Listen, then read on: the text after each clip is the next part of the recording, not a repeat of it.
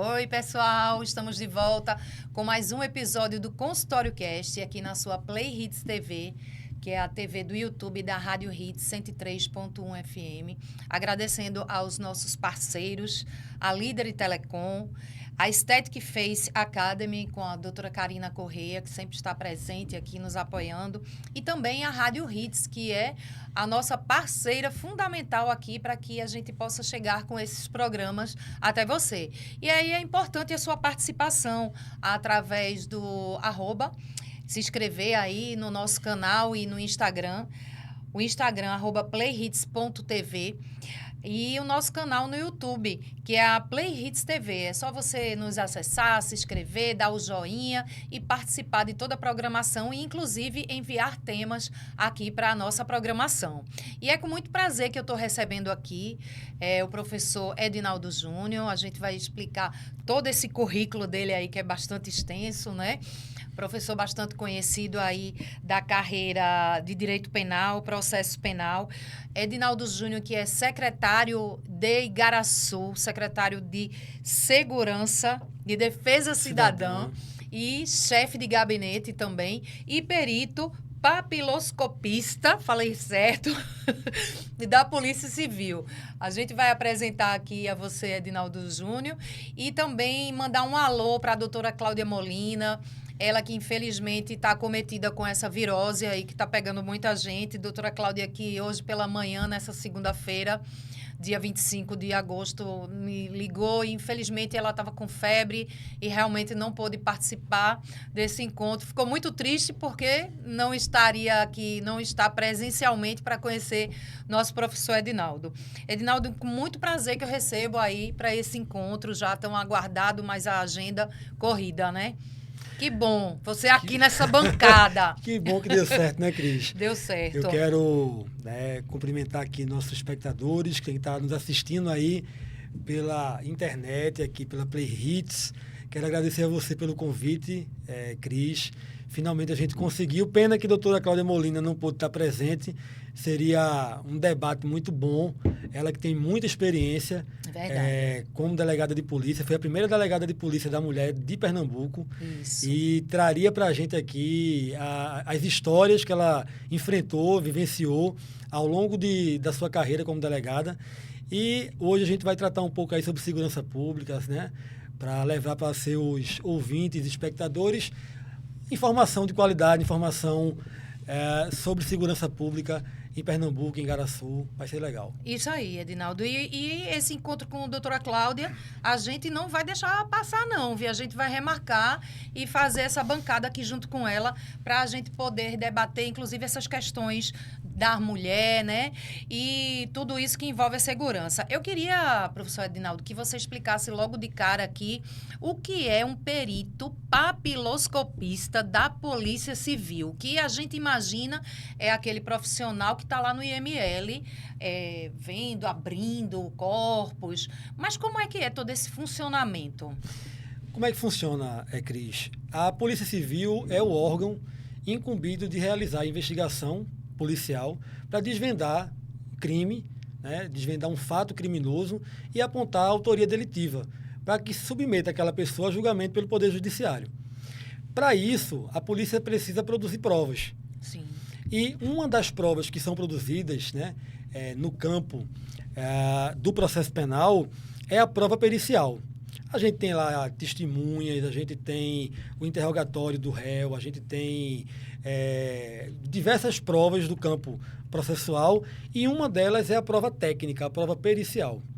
E aí, a carreira da Polícia Civil no campo da perícia, ela tem três cargos, né? 3 profissionais que produzem prova pericial. Os peritos papiloscopistas, os peritos criminais e os médicos legistas. O trabalho desses peritos, né, cada um na sua área, cada um com a sua expertise científica, tem uma finalidade, mas especificamente o do perito papiloscopista é fazer o trabalho de perícia que envolva identificação de vivos e mortos, salvo o DNA, porque aí o DNA quem faz é o perito criminal.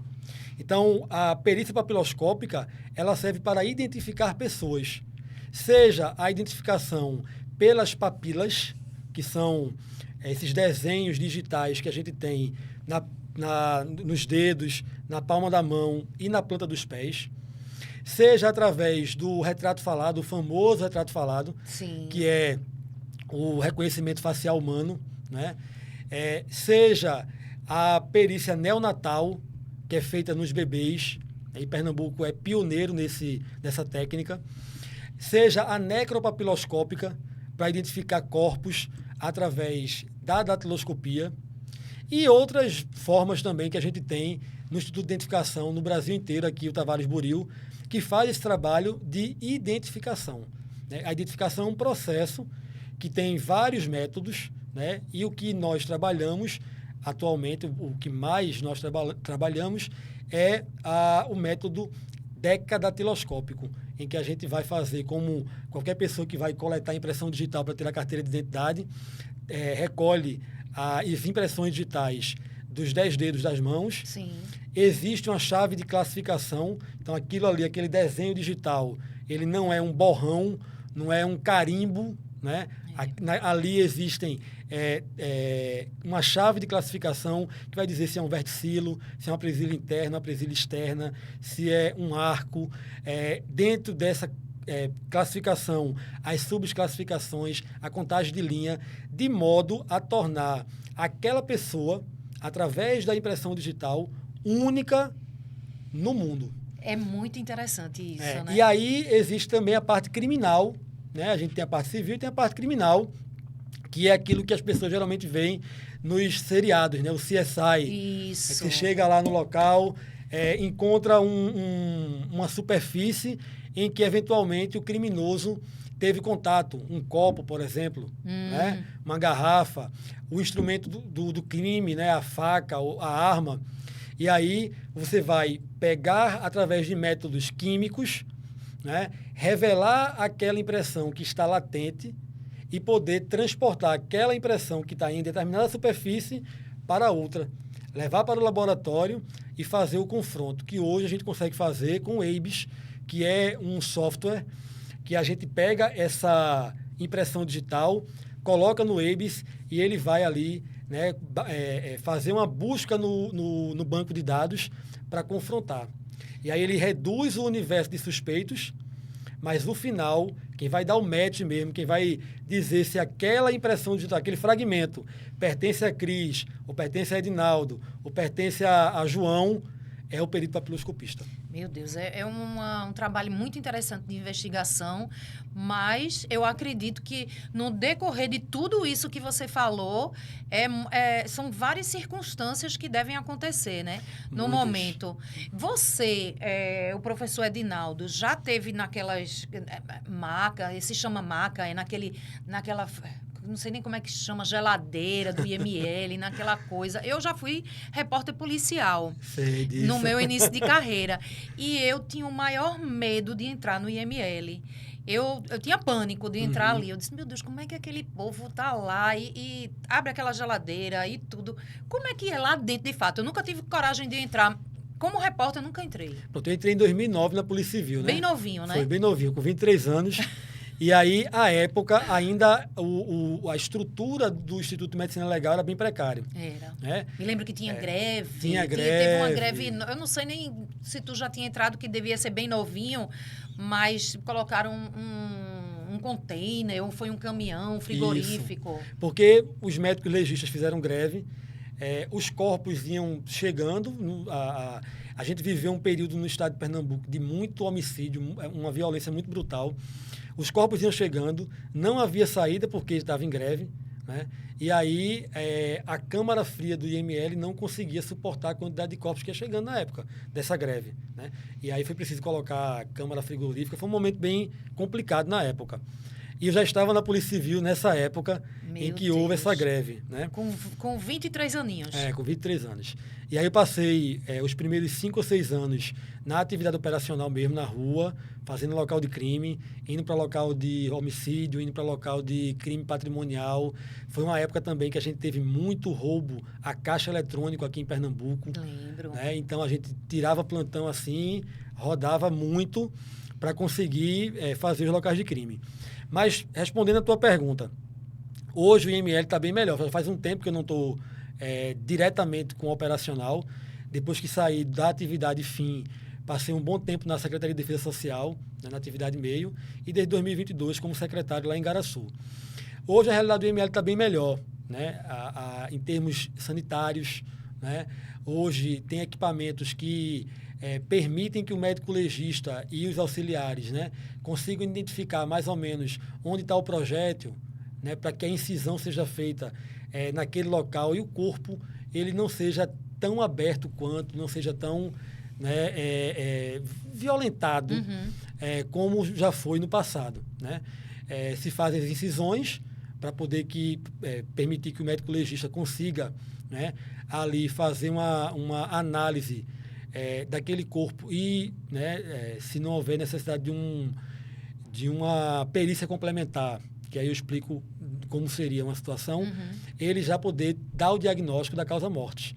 E aí liberar o corpo para que a família possa, né, adotar as medidas necessárias para o enterro, o sepultamento, enfim, daquela pessoa. Então, mas isso aí através de algum equipamento computadorizado que você possa identificar e não ir abrir todo o corpo e estar investigando, né, na minha linguagem de leiga, lógico, investigando, abrindo, dissecando, isso é através de equipamentos de imagem.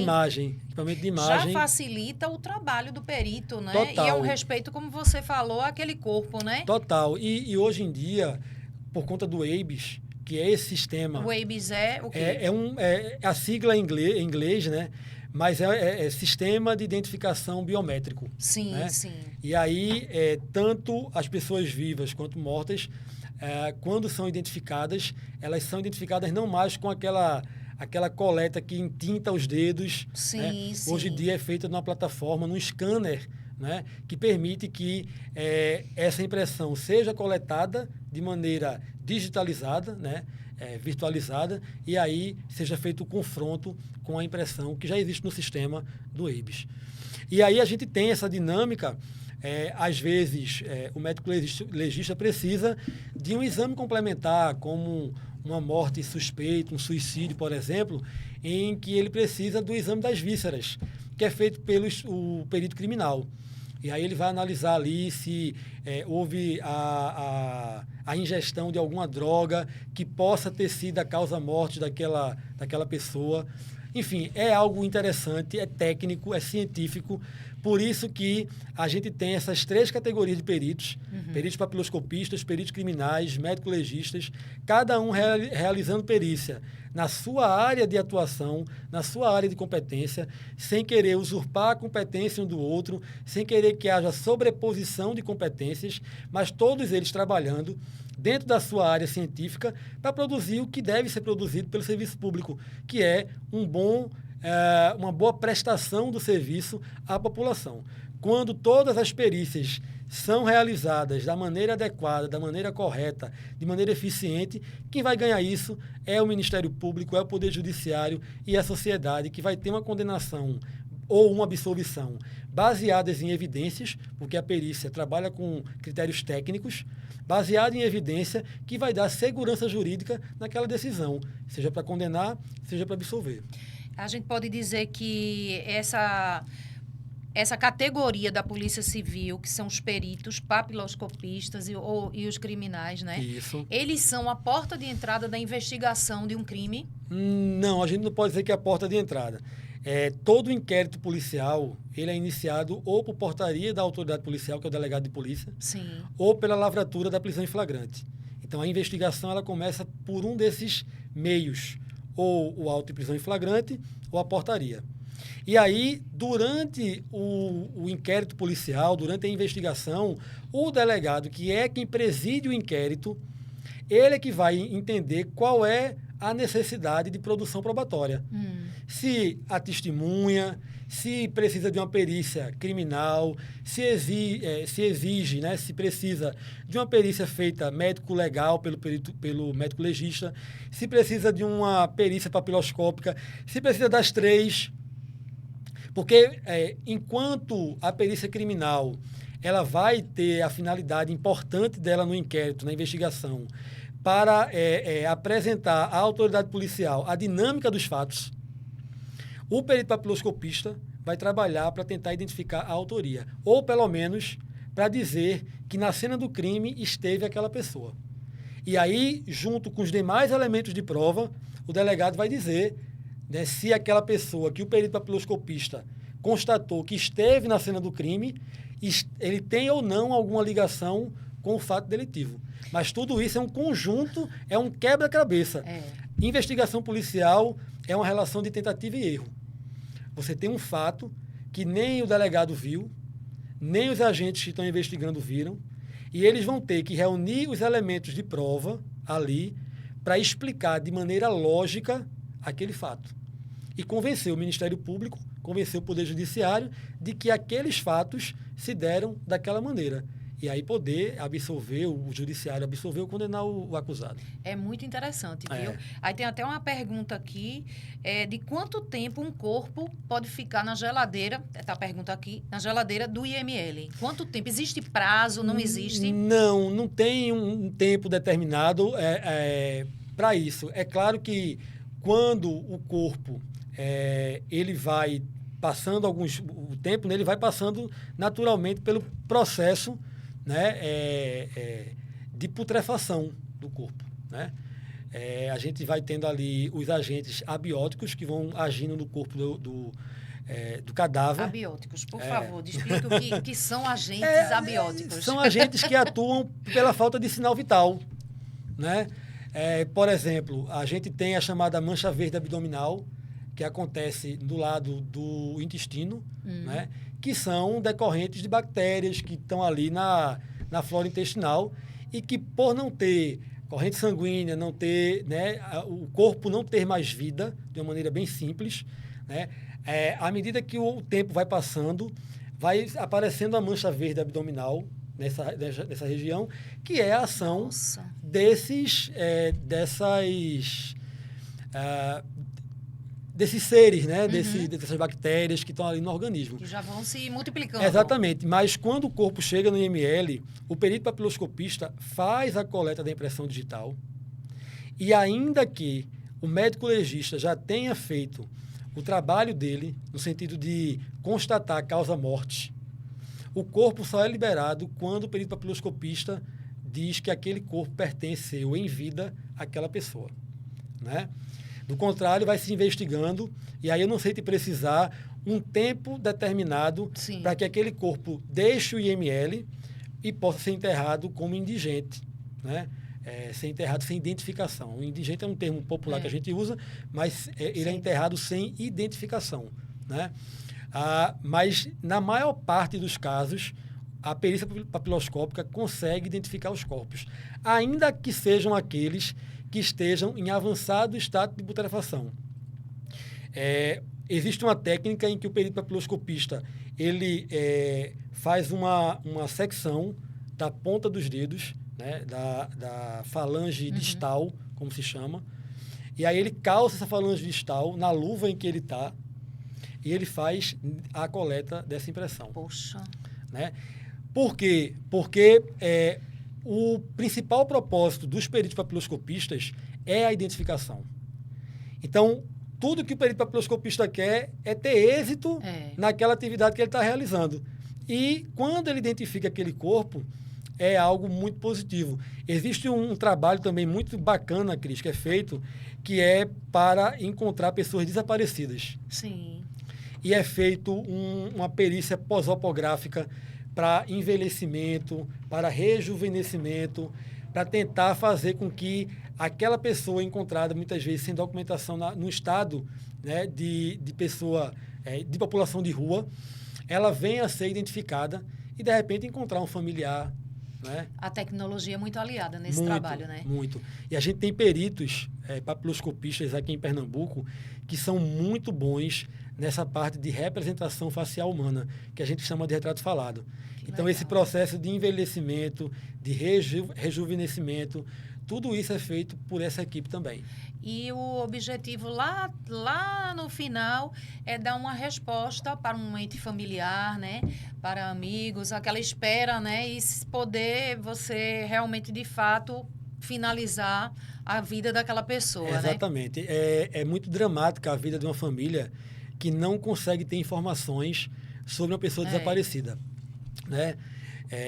E esse sofrimento, ele é abreviado, ele é resolvido pela perícia piloscópica.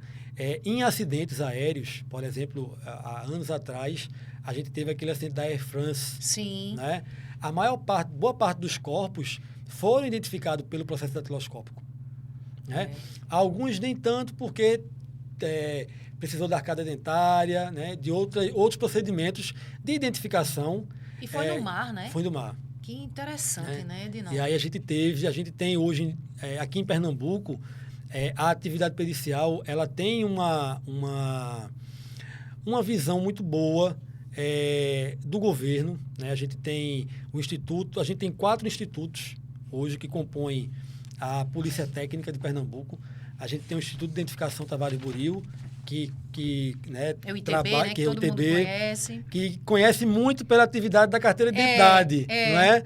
Mas o ITB não se resume à carteira de identidade, muito pelo contrário, né? A atividade é muito mais ampla do que a gente tem lá, do que a emissão da carteira de identidade. A gente tem o Instituto de Criminalística, né, que tem lá os peritos criminais, o IC. Tem o Instituto de Medicina Legal, que vai estar com os médicos legistas. O IC e o ITB são no mesmo prédio? Não, são prédios diferentes.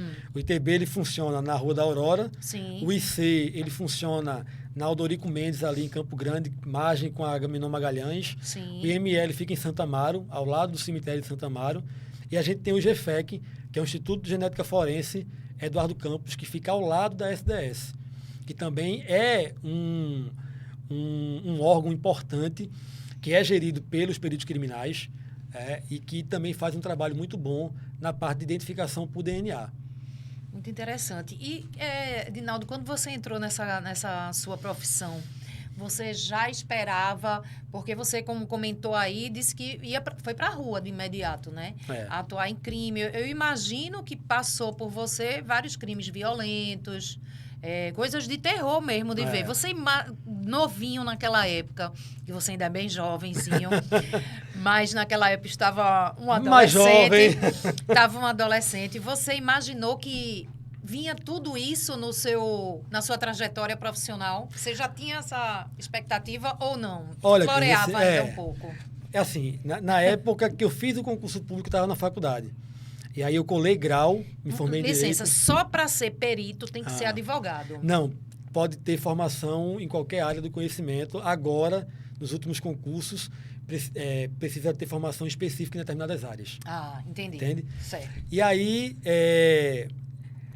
na época, eu estava na faculdade, disse, meu Deus, vou fazer concurso, fiz o concurso da Polícia Civil, passei, colei grau na Academia de Polícia, né? E aí já entrei para trabalhar com local de crime. Quando a gente entra na polícia, a gente costuma dizer... Tu já foi direto. Todo novinho de polícia, como a gente chama, entra querendo mostrar serviço, né? E tu já entra foi empolgado. batizado. E aí fui para a rua. Na época, a gente não tinha a descentralização da Polícia Científica no estado de Pernambuco. Era praticamente tudo concentrado na capital. Sim. E a gente atendia Pernambuco inteiro. Meu Deus. Já fui atender a ocorrência em Orocó, no Sertão. Enfim, virando noite, teve uma situação interessante. A gente, nessa dinâmica de explosões de terminais eletrônicos, que teve uma época muito forte aqui em Pernambuco, a gente saiu fazendo os locais onde os criminosos iam explodindo. A gente fez Frei Miguelinho, Machados, Ferreiros, Taquaritinga do Norte. Da capital, né? Isso. Eu conheci praticamente Pernambuco inteiro, Manari, que foi um dos municípios mais pobres do Brasil durante um tempo. Então, a gente foi para vários lugares do estado fazer perícia. Onde chamava, a gente ia. E eu gostava de fazer, né? Ainda gosto, né? Hoje estou me dedicando muito mais ao trabalho de gestão e segurança pública, mas quem é policial vocacionado ainda gosta de sentir aquele cheirinho de sangue, de crime a ser desvendado. Não Agora, tem como. Tá no sangue, como você falou, né? E quando você comenta tudo isso que existe, a gente remete para filmes, né? De investigação, de suspense, de terror. Eu jamais não daria para esse tipo de profissão, porque eu acho que tem que também ter o sangue frio, né? Poder saber enfrentar e naquela hora que você enfrenta, você ter aquele direcionamento. Aí, como é que está essa carreira de papiloscopista, dos peritos? Como é que está? Elas se dividem? Como é que elas funcionam dentro da SDS? Inclusive, tem as duas presidentes, Isso. né? Queria que você comentasse aí delas, o nome delas, que em breve elas estarão aqui também para a gente poder falar. Tem mulheres, né? Uhum. Nessa área. Fala um pouquinho disso. É a primeira vez que a gente tem na associação duas mulheres, né? Que coisa boa. Ana tem tido uma representação muito boa. Ana e Poliana têm representado muito bem a categoria. Hoje, a gente tem uma situação que vem se estendendo ao longo do tempo, que é um enquadramento funcional distinto entre os peritos do Estado. A gente tem os peritos criminais e os médicos legistas no enquadramento funcional, que é o chamado quadro técnico policial, e os peritos papiloscopistas no quadro, no QPC, quadro de policial civil. E quando a gente pega as sínteses de atribuições de cada perícia, do perito criminal, do perito papiloscopista e do médico legista, a gente vê que a síntese de atribuição dos cargos são semelhantes, são assemelhadas. E não há razão alguma de termos profissionais que realizam atividades semelhantes ou assemelhadas em quadros funcionais distintos. Entendi. E isso vem ao longo do tempo, isso vem há anos sendo dessa maneira. Então, a gente tem a nomenclatura de perito, a gente realiza trabalho de perito, a gente assina laudo, que é considerado e aceito pelo Poder Judiciário, a gente faz perícia de fato e de direito. E hoje não há mais razão, não há sentido de ter essa distinção de enquadramento.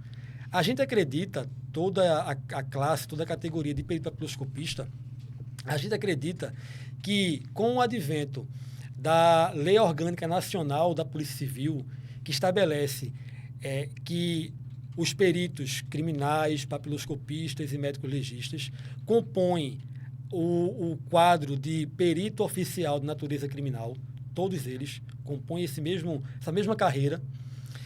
A gente acredita que essa previsão legal da Lei Orgânica Nacional da Polícia Civil, somada ao senso de justiça e de mudança da nossa governadora Raquel Lira, vai mudar esse cenário de injustiça de anos. E por que a gente acredita nisso? Porque foi a governadora Raquel Lira quem acabou com a injustiça que havia no quadro funcional da Polícia Militar em relação às faixas salariais. Isso, verdade. Não é? Então, foi a coragem da governadora que fez com que esse cenário de injustiça que havia na Polícia Militar acabasse. E a gente, com base nesse precedente, a gente acredita que esse quadro de injustiça, esse status de coisas que é inconstitucional, né, ele vai acabar também muito em breve, e os peritos papiloscopistas, os peritos criminais e os médicos legistas estarão no mesmo enquadramento funcional, que é o quadro técnico policial. Esse é o principal pleito da categoria de peritos papiloscopistas, e é muito mais do que um pleito, o sentimento de justiça. E a gente acredita muito que a governadora Raquel Lira vai enfrentar isso, como vem enfrentando vários problemas de anos do governo, do Estado, para mudar essa realidade, porque a gente está vivendo um estado de mudança de fato. E a governadora Raquel, que tem uma ligação muito forte, muito perto com as polícias, né, professor Adinaldo? Com certeza. A governadora ela foi delegada da Polícia Federal, hoje é procuradora há mais de 20 anos, acho, procuradora do Estado de Pernambuco, mas sabe, né, as dores, né, as dificuldades, mas também o potencial que as polícias têm. Agora, recentemente, fez concurso público, colocou mais de 2.000 homens, quando a gente fala homens, né? Está englobando homens e mulheres policiais militares nas ruas. Tem uma academia de polícia civil acontecendo para também ter o incremento de novos policiais civis nas delegacias. Já fez a convocatória para mais de 2.000 policiais militares irem para a academia de polícia, para que até o carnaval a gente tenha mais esse incremento. Então, perceba que serão mais de 5.000 policiais militares dentro de um período de 4 anos. E as pessoas comentam, né? Estão sendo chamadas de laranjinha, né? Laranjinha. Laranjinhas. A gente vê na rua, dá aquela sensação de bem-estar, né? De uma qualidade de vida, de segurança, né? Dá mais uma energia para as pessoas que andam nas ruas com medo. Exatamente. E assim, além do incremento do efetivo policial, a gente pode ver que delegacias estão sendo reformadas, a frota policial, a frota das viaturas policiais, quase 100% alteradas, mudadas para viaturas mais novas, né? Material bélico sendo comprado pelo governo do estado, material bélico de última geração. A gente tem também vídeo monitoramento, contrato de vídeo monitoramento que a SDS está implementando paulatinamente nos municípios. Então, a gente acredita de fato, sabe, Cris? Não é uma esperança do esperar, é uma esperança do esperançar.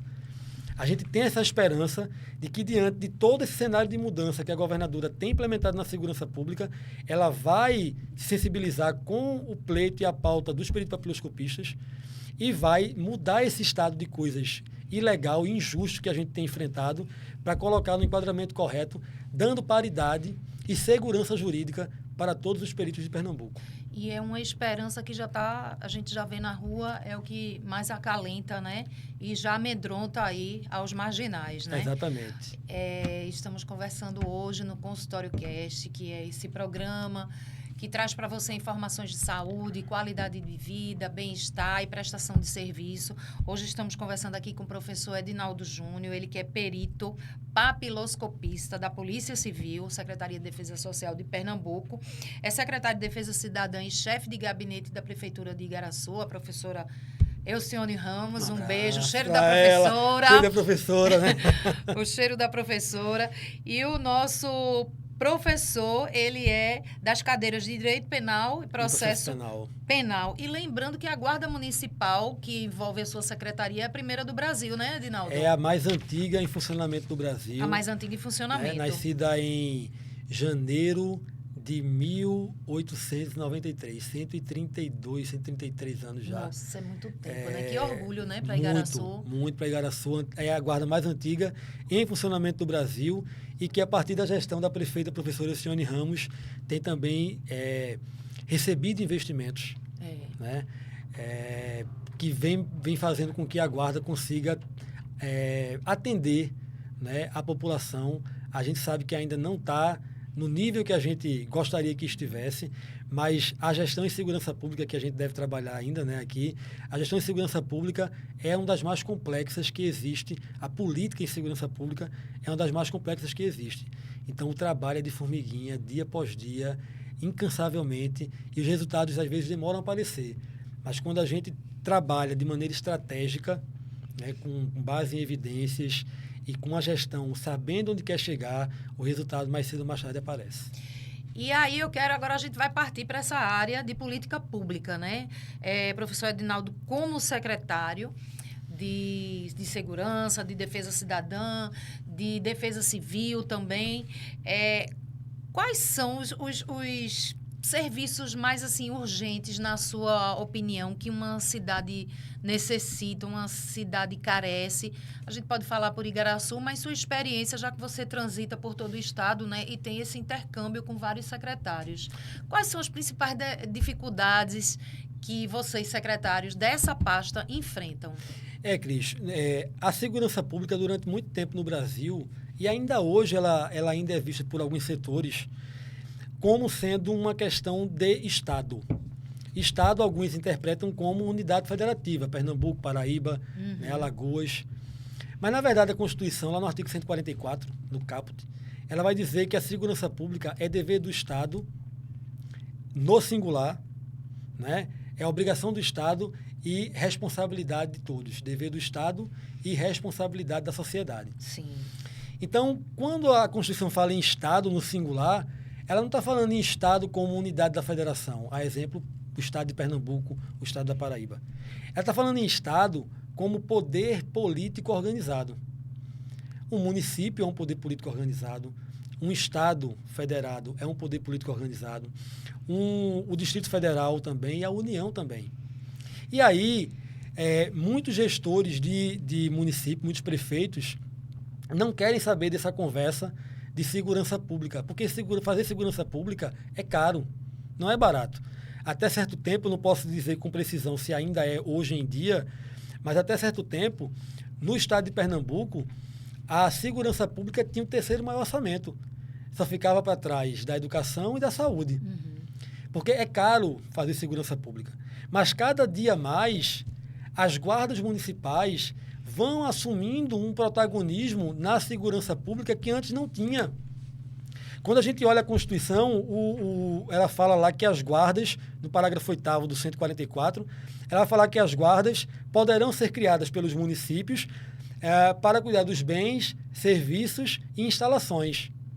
E aí, no primeiro momento, lá em 88, se imaginava, mas o papel da guarda é servir de vigilante ou de vigilância de prédio do município, da prefeitura. Sim.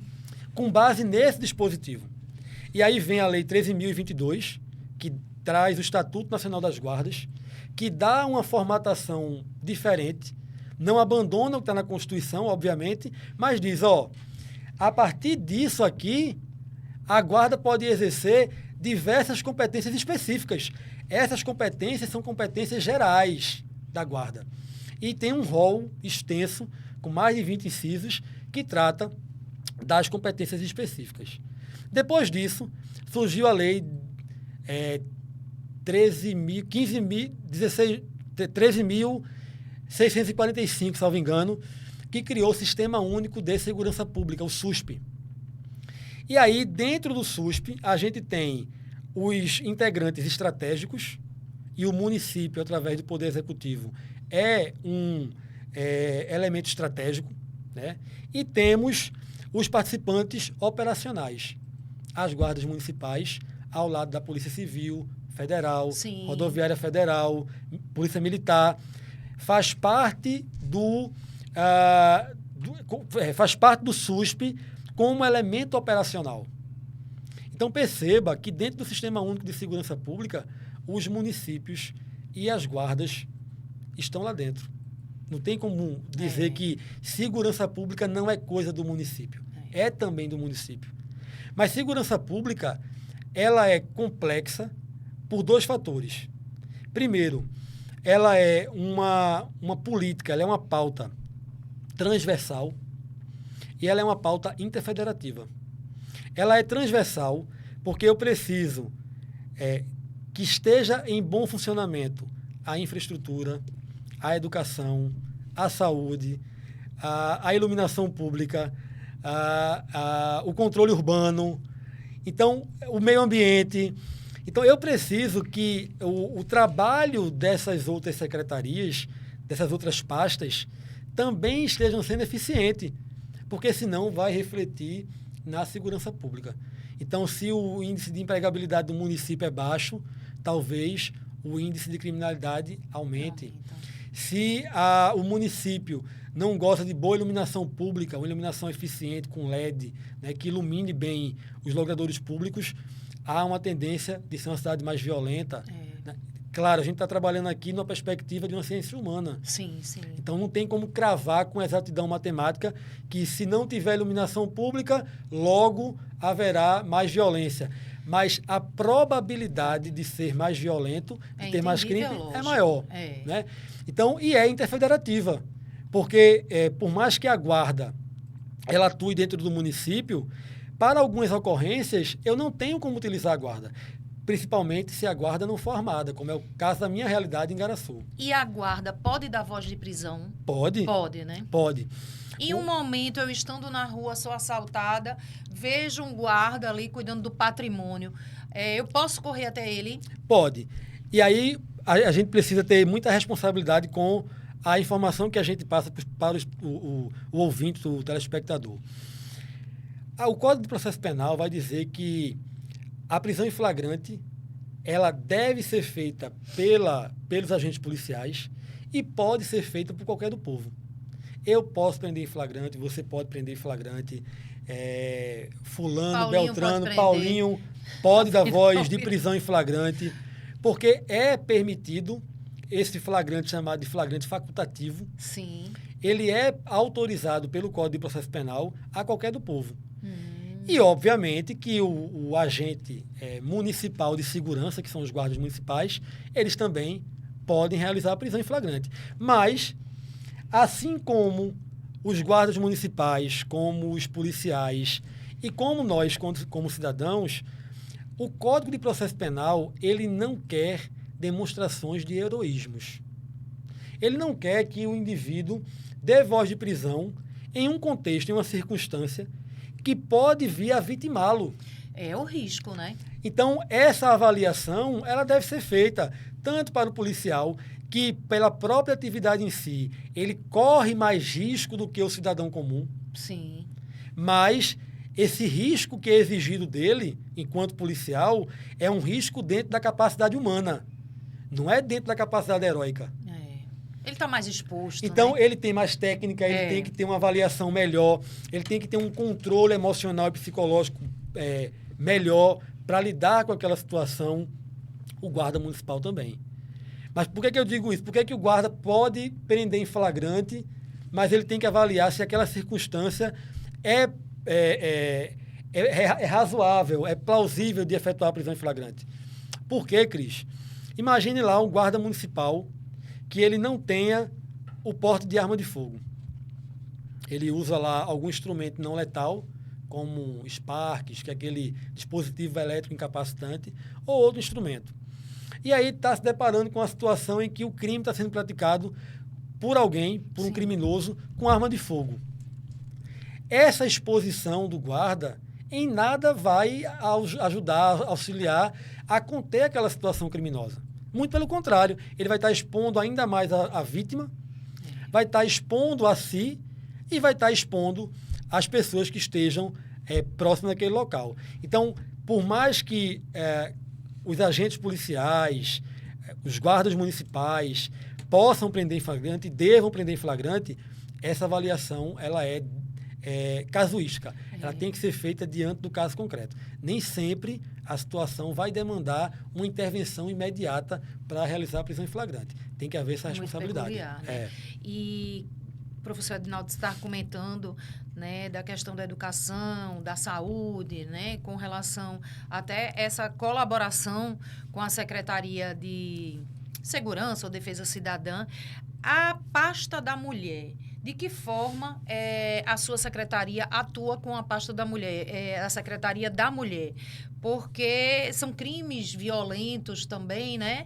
E como é que elas trabalham unidas? Precisa realmente ter essa união entre essas pastas? Tem que ter, Cris. Não só com a pasta da mulher, que é uma importante secretaria, né? Mas com outras pastas também. Eu costumo dizer que as secretarias são frações de um mesmo governo. O governo é único. O governo, a Prefeitura de Igaraçu, ela tem um governo, né?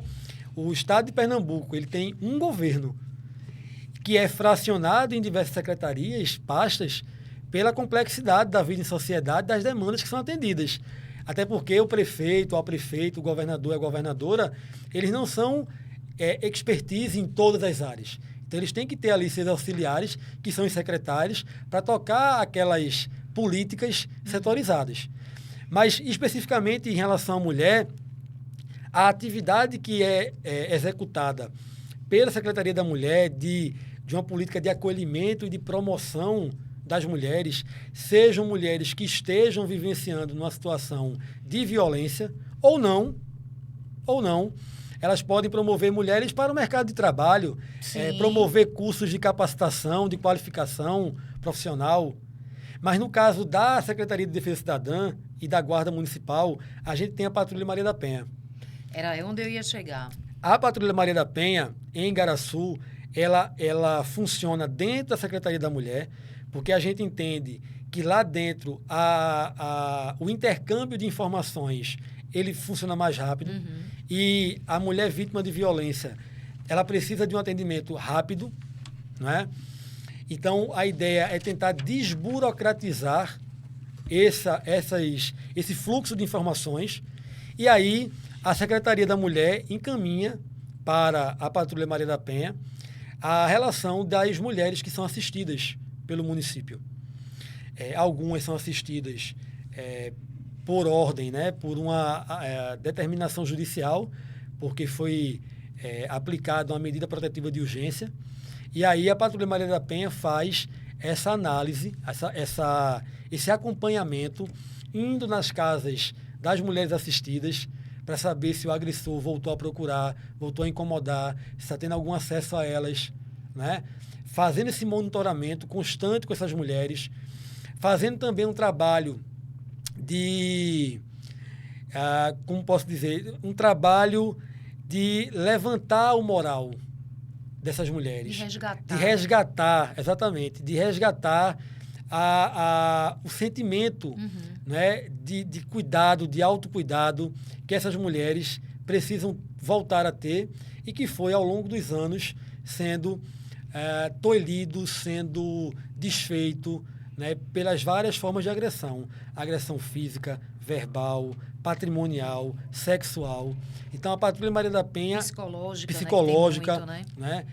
A Patrulha Maria da Penha, ela anda com a Secretaria da Mulher fazendo esse acompanhamento e trabalhando nessas atividades de prevenção com palestras também, em empresas, nas escolas. E essa Patrulha Maria da Penha está ligada à sua secretaria. Isso. É uma linguagem diferente que se trata para a outra parte da guarda que não fica direcionada para... a gente sabe que dá todo o apoio a uma cidade, mas a Patrulha Maria da Penha ela é específica para esse assunto. Ela tem uma abordagem diferente, uma linguagem, existe isso? Tem que ter, né? É um grupo vulnerável que precisa de uma atenção especial.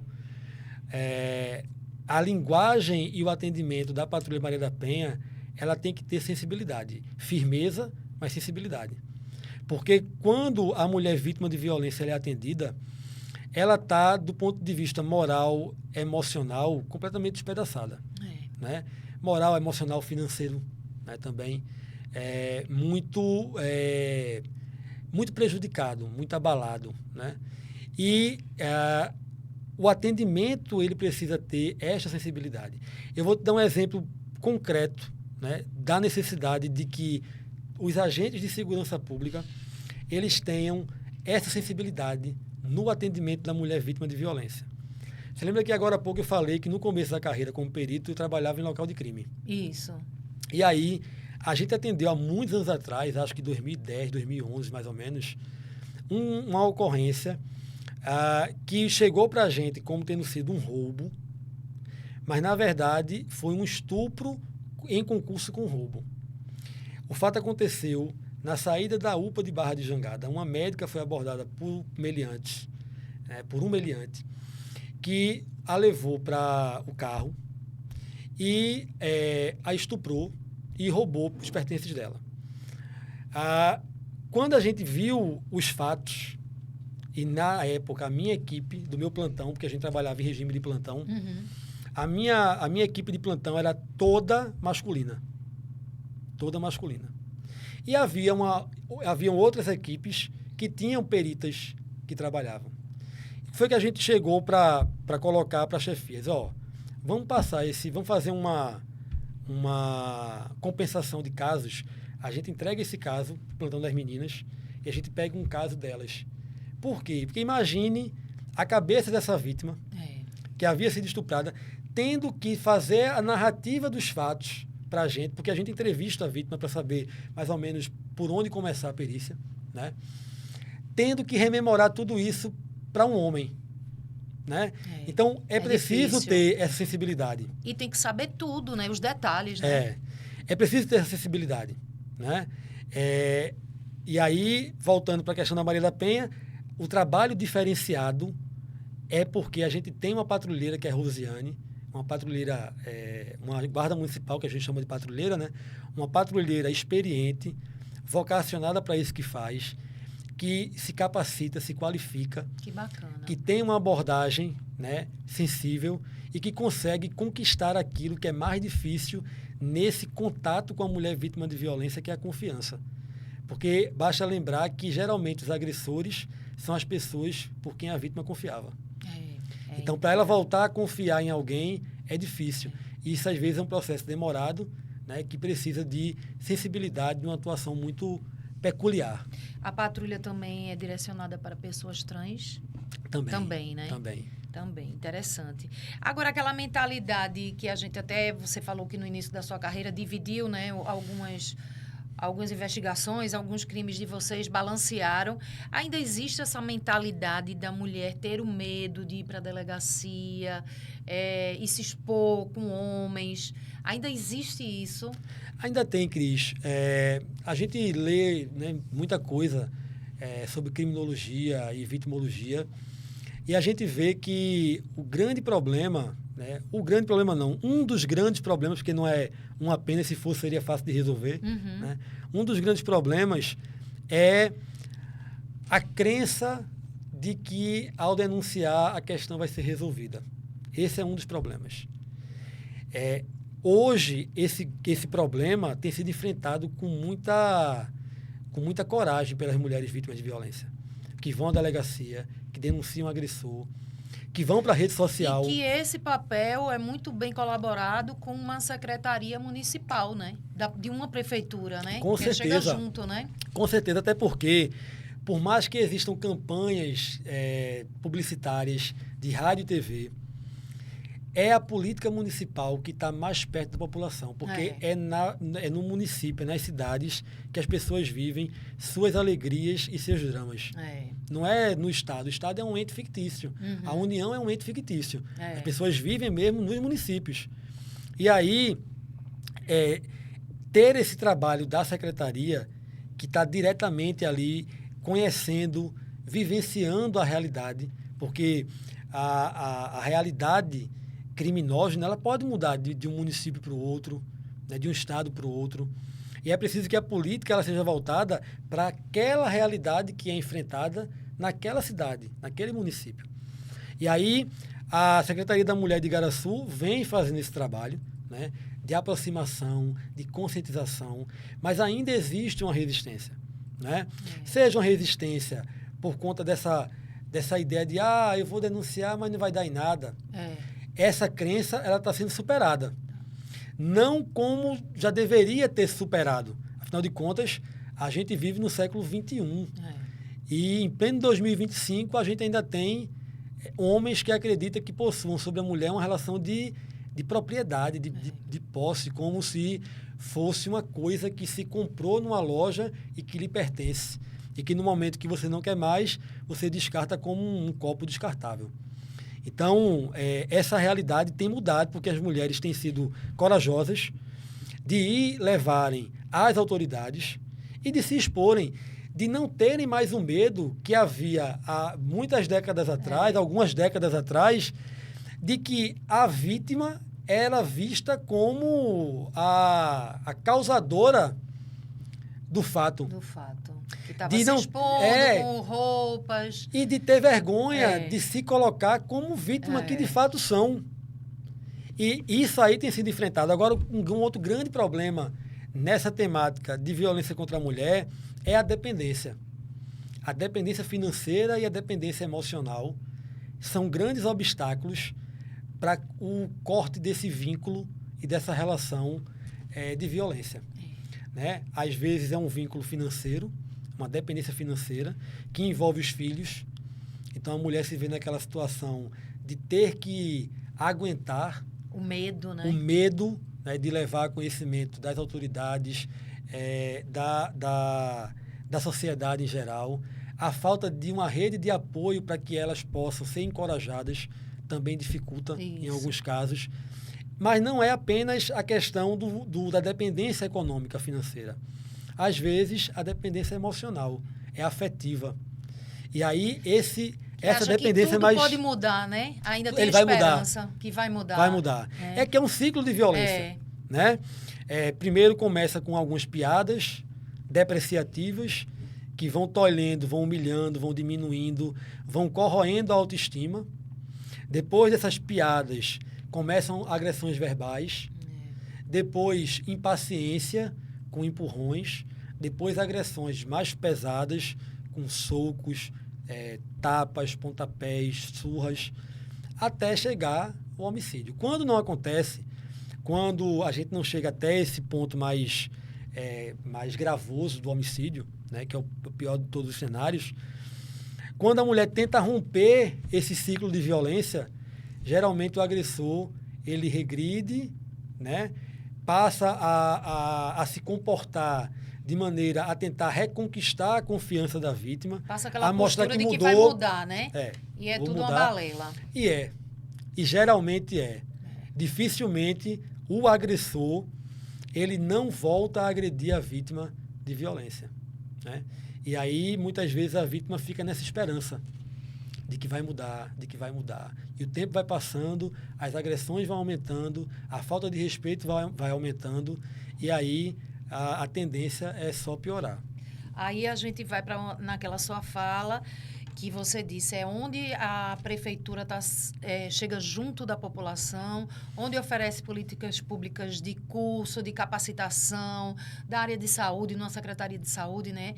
A assistência social, a secretaria da mulher, tem a ouvidoria também, onde pode fazer denúncia. Sim. Aí, em toda essa situação, olhando para um futuro aí próximo, como é que o professor Edinaldo vê uma forma de segurança uma sociedade mais segura, mais unida e com menos casos de violência? Cris, isso é um grande desafio, porque hoje primeiro que a gente tem um país de tamanho continental, cujo enfrentamento da criminalidade é cada dia mais difícil. A gente vê a atuação do crime organizado, né, no Brasil.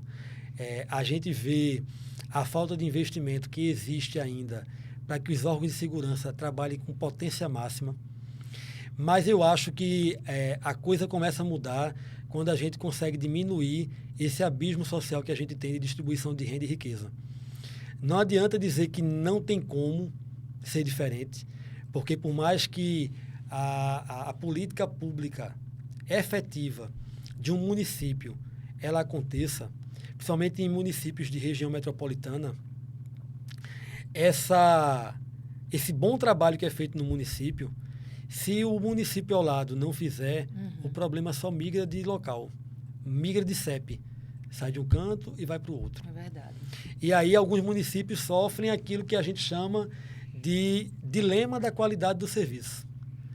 O serviço é muito bom, o serviço é muito bom no município, as pessoas migram para esse município e aí acaba fazendo com que haja uma sobrecarga daquele serviço que deveria servir apenas para os munícipes daquela cidade, mas acaba atendendo de outras cidades.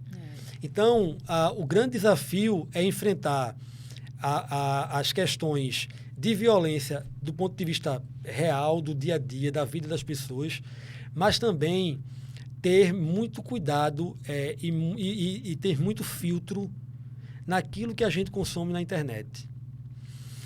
A gente vê hoje em dia muita gente que não tem muito a oferecer sendo chamada de digital influencer.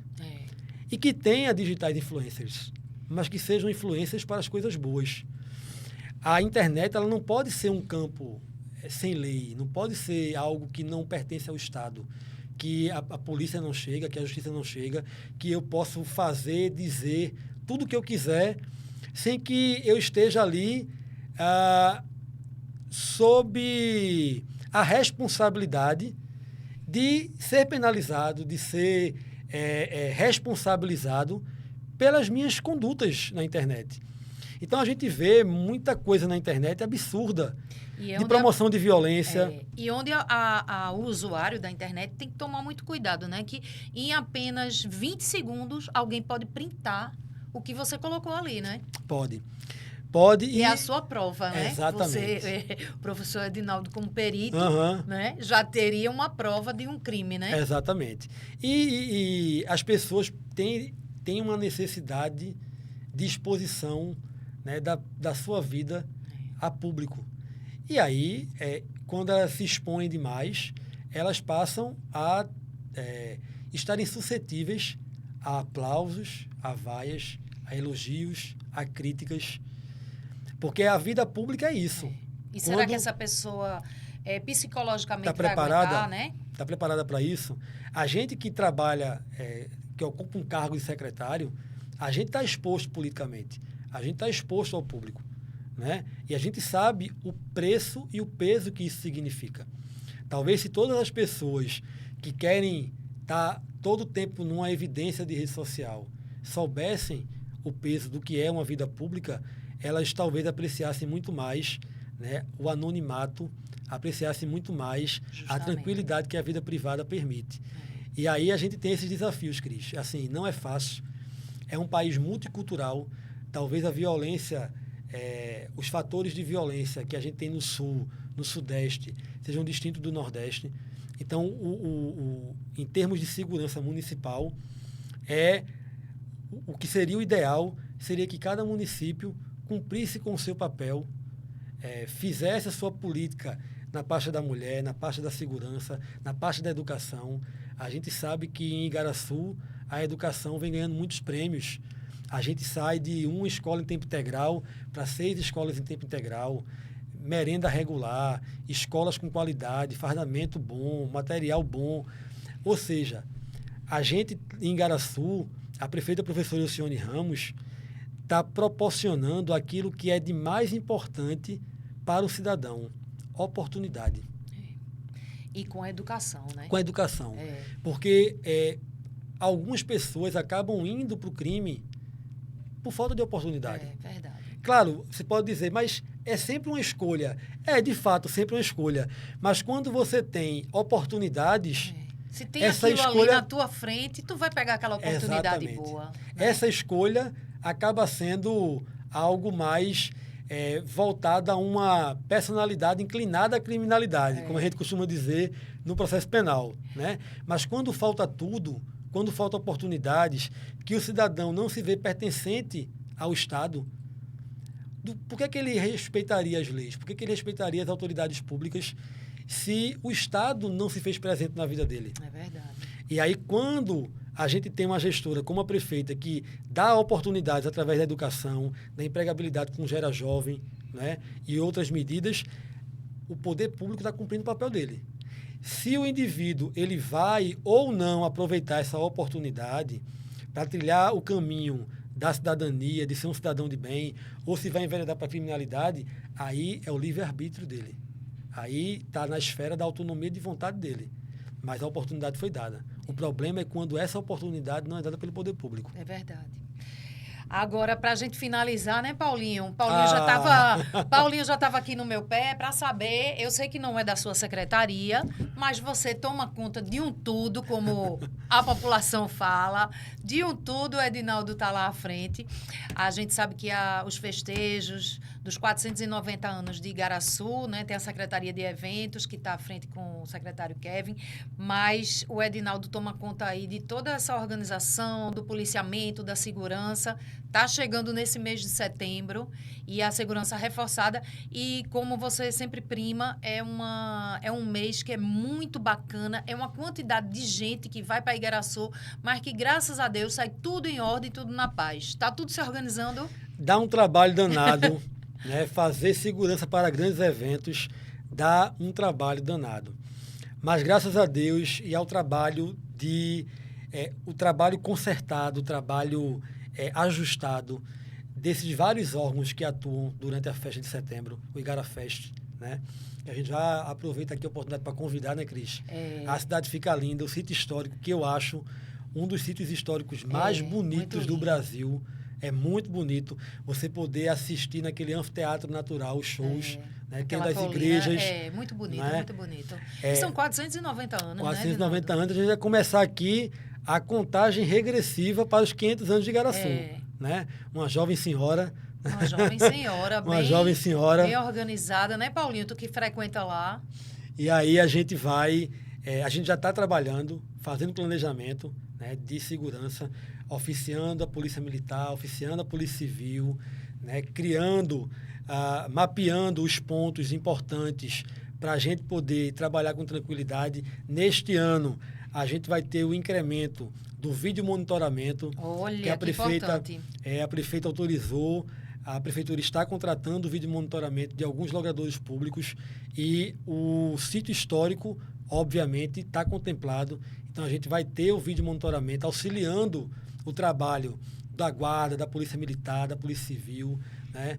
A segurança privada, bombeiros civis, é uma equipe imensa trabalhando para proporcionar tanto ao cidadão de Igaraçu, quanto ao turista, quanto ao munícipe, né, dos municípios vizinhos, Itapissuma, Itamaracá, Breu e Lima, Goiânia, que vão assistir os shows lá, a sensação de que estão num lugar seguro, que eles podem ir se divertir e também passar a mensagem para aqueles que saem de casa com outras intenções, né?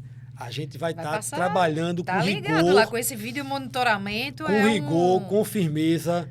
Vamos trabalhar com operação com drone, a gente não vai dar moleza. Boa. A gente vai trabalhar com muita seriedade, como vem trabalhando, e primando pela eficiência do nosso serviço, para que a gente não permita que pessoas mal intencionadas estraguem a festa daquelas pessoas que vão para lá para ter um momento de diversão com seus amigos, com seus familiares. Quem não gosta de show bom na rua, de graça, com aquela gastronomia que tem lá em cima? Maravilha. E Tomás já está aí, certo, né? É Natanzinho, né? Já está sabendo, né? É? Né, Dinaldo? Dá spoiler? Natanzinho.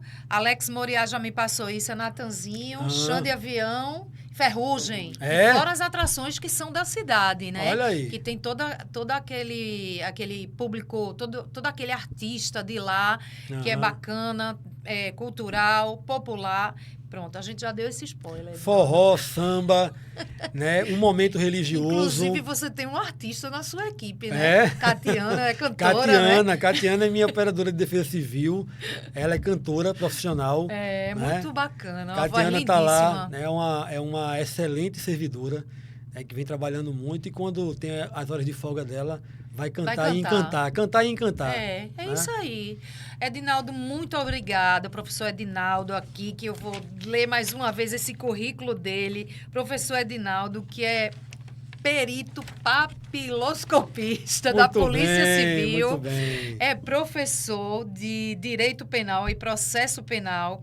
É chefe de gabinete da prefeita professora Essione, né? Que trabalha ao lado dessa mulher que não para. Não para nunca. Domingo é domingo. Domingo é domingo, a prefeita não para. É uma professora muito dedicada à cidade e secretário de Defesa Cidadã que trabalha aí com a equipe de quantas pessoas?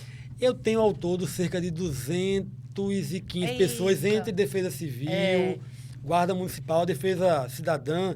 Ela tem a Guarda Municipal, o Departamento de Trânsito, a Defesa Civil, a Junta Militar e a Corregedoria. E o DEPATRAN funciona dentro da Defesa Cidadã. Da Defesa Cidadã. É o Departamento de Trânsito. Ah, sim, Aí, sim. tanto na Secretaria, porque tem a Secretaria enquanto órgão, né?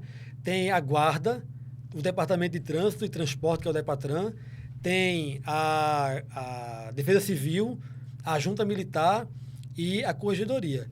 Então, ao todo, entre servidores efetivos, que são guardas municipais, e contratados e comissionados, aproximadamente 215 pessoas, mais ou menos. É muita gente. Professor Edinaldo, muito obrigada por suas palavras. Deixa aí à vontade para suas colocações finais. Divulgar seu Instagram, algum contato. Sim.